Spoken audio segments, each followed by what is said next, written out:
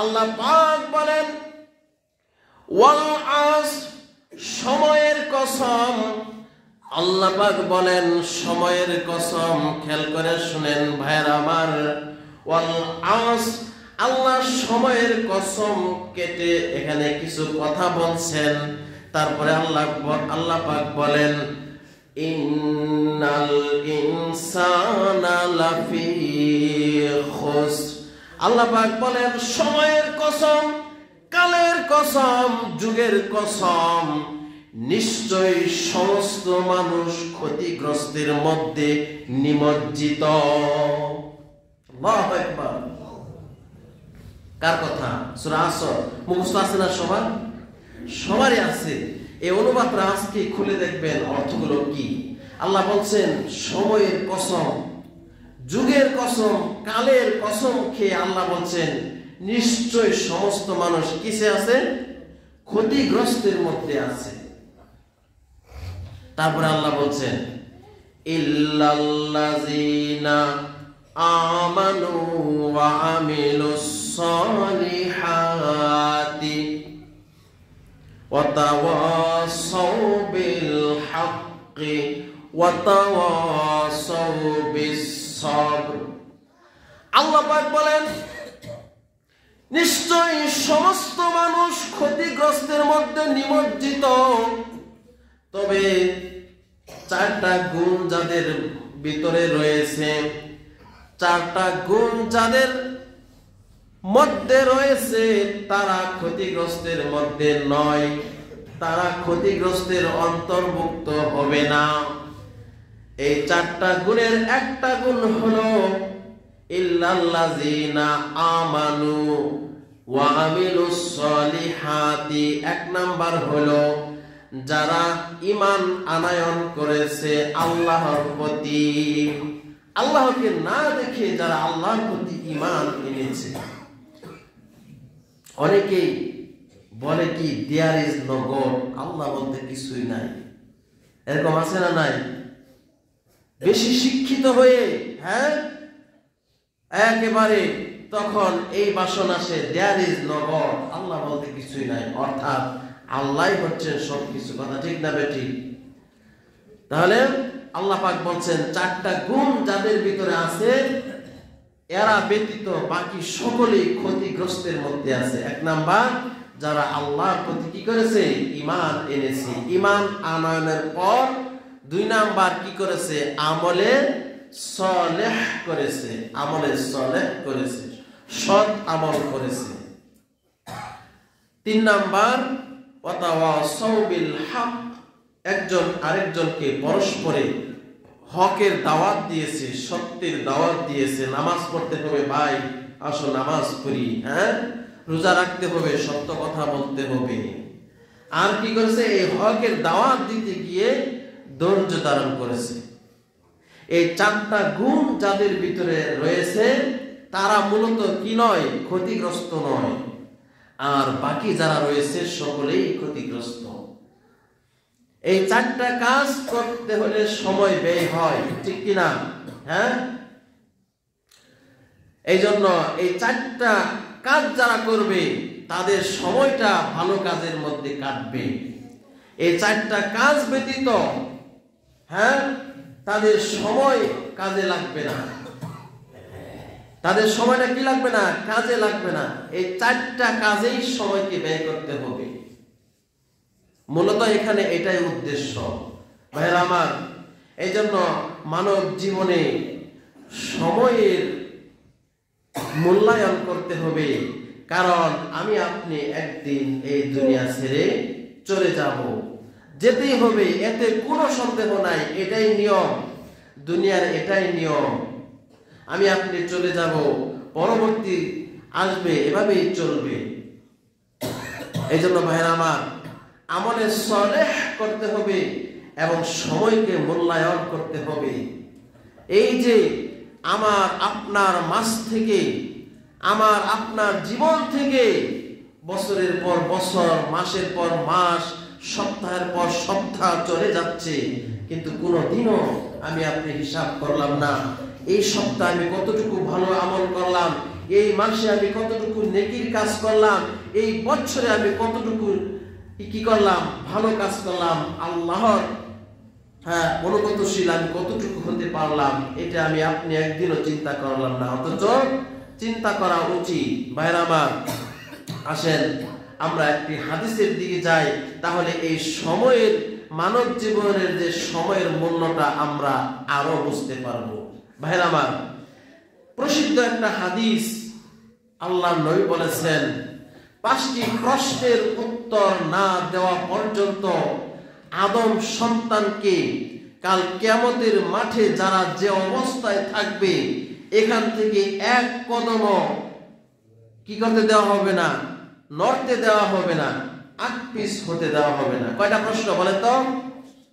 5টি প্রশ্ন উত্তর না দেওয়া পর্যন্ত আদম সন্তান যারা যে অবস্থায় থাকবে, এই অবস্থা থেকে একটু আকপিস করা হবে না, নড়াচড়া করতে দেওয়া হবে না।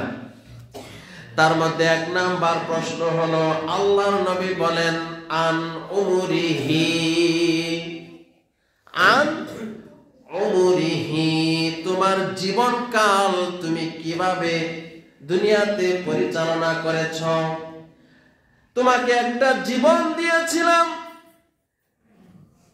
জন্ম থেকে মৃত্যু পর্যন্ত তোমাকে আমি একটা সময় দিয়েছিলাম, এই সময়টা তুমি কি করেছ?